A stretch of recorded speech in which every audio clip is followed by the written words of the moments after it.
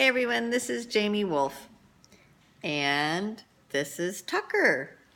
So Tucker is my 60-plus-pound dog who's terrified of thunderstorms, and we just started having a thunderstorm, so he thinks he's gonna sit in my lap while we're doing this. All right, you ready? Be all smiley for everyone. Okay, so who here has experienced doubt ever? You set a goal, you had something in mind you wanted to accomplish, and you didn't achieve it, or you didn't get quite as far as you wanted to, or you didn't get there in the time frame that you were hoping for. So, raise your hand if that's happened to you, right? But what do? So I'd like to talk about a couple of things that you can do when that has happened to you, because it can be overwhelming and you can want to succumb to the idea of throwing in the towel and saying that does it. I'm never good enough. I never finish anything. I can't do this. Life is awful. What was I thinking, right? So we don't want to go there.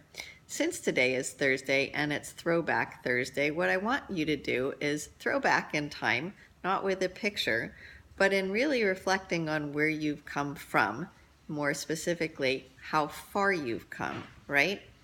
So I think when we set goals and we're fairly high achievers, we forget to acknowledge how much we've improved, how much we've grown, how much we've learned, how much our posture has changed, how much our belief has increased. On the days that things aren't going well, that's the only thing we focus on. So pull your head up out of that space for just a minute and let's look back, whether it was 6 months ago or 6 years ago or a longer period of time than that. If you even now had the sense, so my arm is resting on this dog who's hyperventilating, so I'm sorry, I'm getting a little distracted.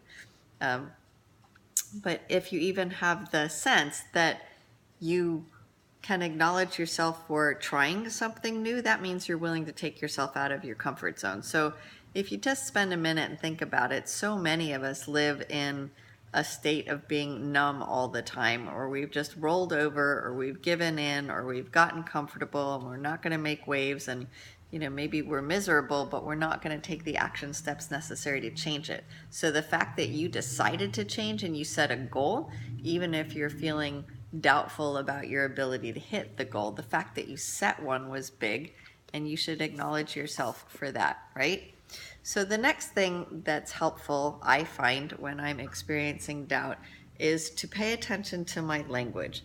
So for instance, say you set a goal for yourself to lose 15 pounds, and then your girlfriend asks you about it and you go, well, I just lost 10.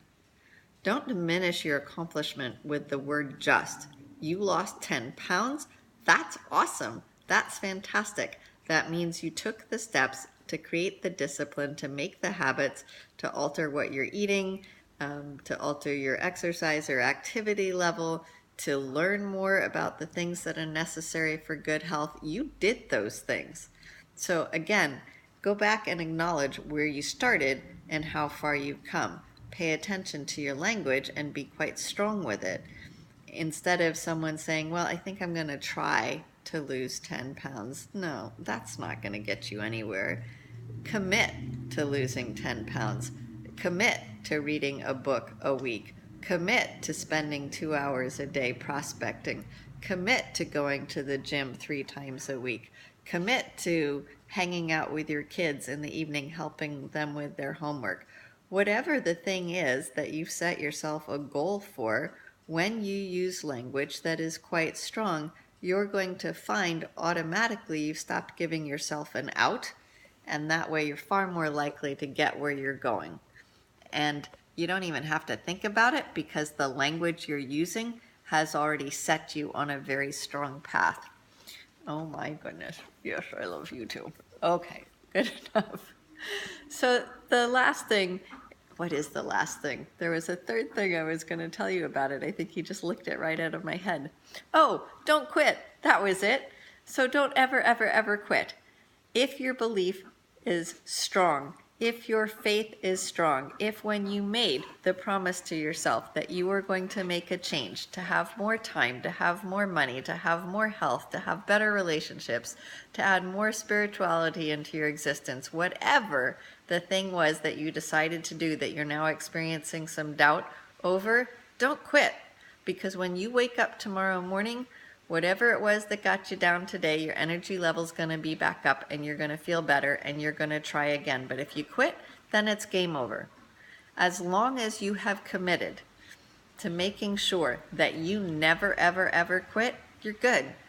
Even if you have a half an hour or an afternoon or a day, or on a very rare occasion, a couple of days where you're just so overwhelmed and you just can't get out of your own way, that's okay. Again, Throwback Thursday, look back to how far you've come, acknowledge yourself for that, think about the things you've learned, like improving your language, like increasing your habits, like surrounding yourself with people who've done what you want to do. And so now you're surrounded by people who are upping your game and you're going to be fine. I hope you found some value in this. Hope you didn't mind the interruption of the dog during the thunderstorm. And if you did find some value, I invite you to join me on my 90-day game plan for leadership, which I'm choosing to call your 90-day leader plan. And all you have to do to join me on that journey for the next 90 days is to go to my website, and I'll have a link below where you can sign up and get some free stuff, a full 10 tips for getting unstuck, and some other information.